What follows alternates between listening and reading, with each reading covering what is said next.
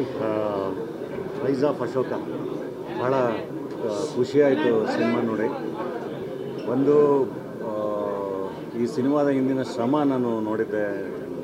ಗೆಳೆಯ ಸತೀಶ್ದು ಈ ಪ್ರಾಜೆಕ್ಟ್ ಹಿಂದಿರೋ ಶ್ರಮ, ಆ ಪ್ಯಾಷನ್ ಎಲ್ಲವೂ ಒಂಟಿಯಾಗಿ ನಿಂತ್ಕೊಂಡು ಇಡೀ ಪ್ರಾಜೆಕ್ಟ್ನ ಹೆಗ್ಲ ಮೇಲೆ ಎತ್ಕೊಂಡು ಒಂದು ದೊಡ್ಡ ಹೋರಾಟನೇ ಮಾಡಿ ಈ ಪ್ರಾಜೆಕ್ಟ್ನ ತಂದು ನಿಲ್ಲಿಸ್ಕೊಂಡು ಭಾಳ ದೊಡ್ಡದಾಗಿ ಇಡೀ ಸ್ಟೇಟ್ನೇ ಸುತ್ತಿದ್ರು ಪ್ರಮೋಷನ್ಗೆ ಎಲ್ಲ. ಸೊ ಈ ಸಿನಿಮಾದ ಜರ್ನಿನೇ ಭಾಳ ಕಷ್ಟ ಇತ್ತು. ಅದನ್ನು ಅದ್ಭುತವಾಗಿ ನಿಭಾಯಿಸ್ಕೊಂಡು ಇವತ್ತು ಇನ್ನೊಂದು ಖುಷಿ ವಿಚಾರ ಏನು ಅಂದರೆ ಅದನ್ನು ತಮಿಳಲ್ಲಿ ತೆಲುಗುವಲ್ಲೂ ಭಾಳ ಯೂಸ್ ಆಗಿ ಸಿನಿಮಾನ ರಿಲೀಸ್ ಮಾಡಿದ್ದಾರೆ rise of Ashoka.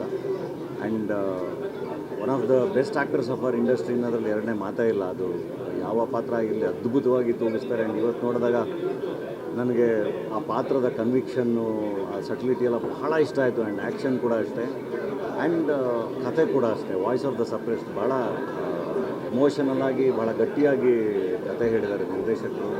And ಸಪ್ತಮಿಯವ್ರ performance ಇರಲಿ, ಸಂಪತ್ ಅವ್ರದ್ದು ಮತ್ತು ಎಲ್ಲ ಕಲಾವಿದರು ಭಾಳ ನ್ಯಾಚುರಲ್ ಆಗಿ, ರಿಯಲಿಸ್ಟಿಕ್ ಆಗಿ ಆ್ಯಂಡ್ ಒಂದು ಭಾಳ ಮಾಸ್ ಆಗಿ ಕಾಣಿಸ್ಕೊಂಡಿರೋದು ಇನ್ನೂ ಖುಷಿನೇ. ಆ್ಯಕ್ಷನ್ ಅಂತೂ ಭಾಳ ಚೆನ್ನಾಗಿದೆ.